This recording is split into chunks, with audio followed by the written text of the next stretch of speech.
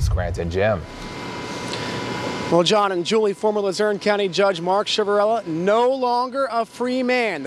That's going to be announced at 6 o'clock during a full media briefing. Right now, officials behind me here at the EMA Center are being briefed by the National Weather Service out of Binghamton, New York. They're in a conference call.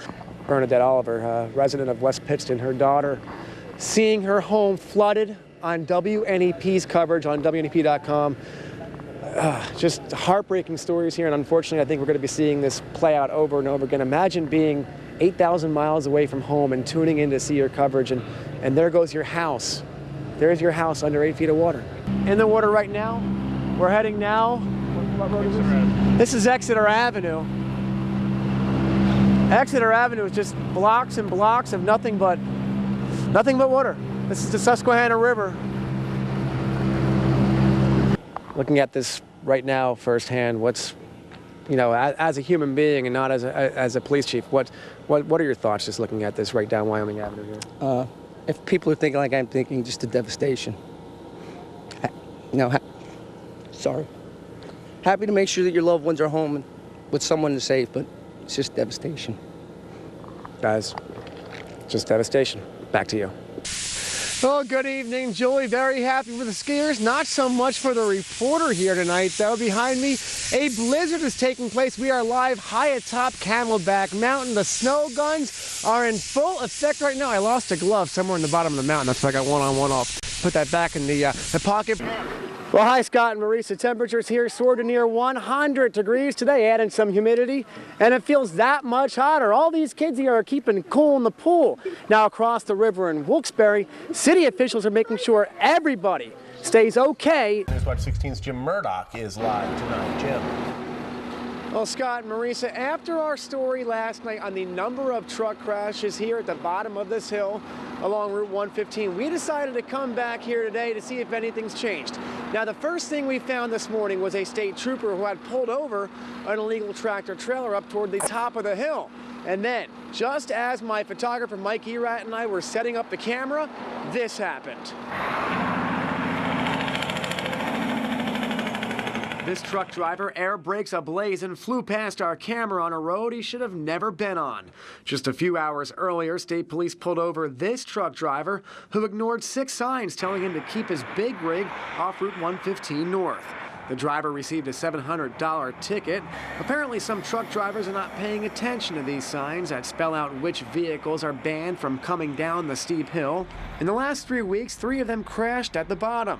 And 4 years ago, Henry Grower says he was nearly killed while driving his furniture truck. An out-of-control tractor trailer slammed into him.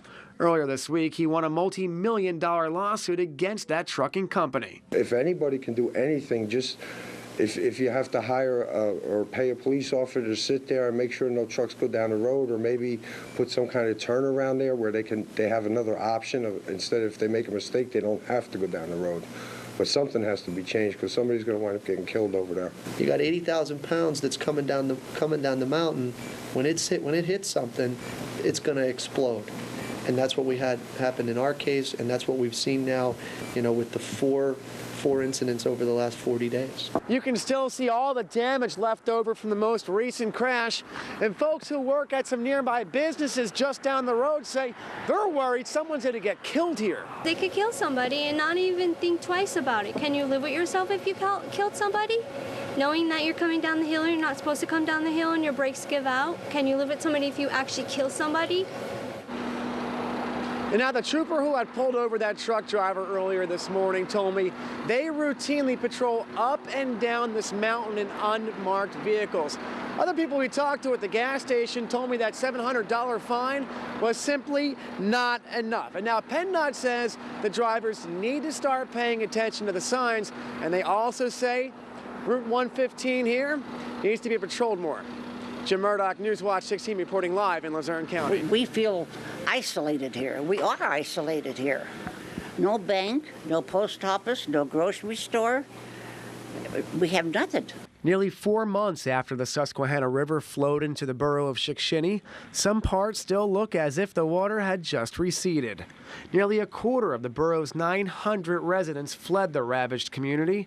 Arlene Welch is one who stayed. There'll probably be more that leaves since we don't have those things. You know, there's nothing here. Nothing at all. The grocery store, gone. The owner, not coming back. The post office abandoned, with no signs of any work. The one and only bank, Wells Fargo, moved to Plymouth. This building scheduled for demolition. 91-year-old Anna Grover served as the mayor of Shikshini in the mid-'80s. We had everything we needed here. People lived together. Do you feel forgotten? Yes, we are forgotten. Yes, but we're here. We're hanging together. There's people here in this building. Helen Ciesco reopened her beauty salon on Main Street a month ago. She says her phone hardly ever rings because after the flood, there's no reason for people to come to Shikshini. People would come from the country, they'd go to the bank, they'd come get their hair done, they'd go grocery shopping, go to the post office, and that was their day, you know, and then they'd go home. What used to be a simple trip to the grocery store for residents in Shikshini has now turned into a 15-minute drive to the closest one here in Nanticoke, and some senior citizens say they have a hard time getting here. A lot of people don't drive in this building in particular. They don't drive, so they have to depend on someone else to take them, and that's hard on families too. Working families, they don't have the time to do that. But some signs of life have returned. The Subway and drugstore now open.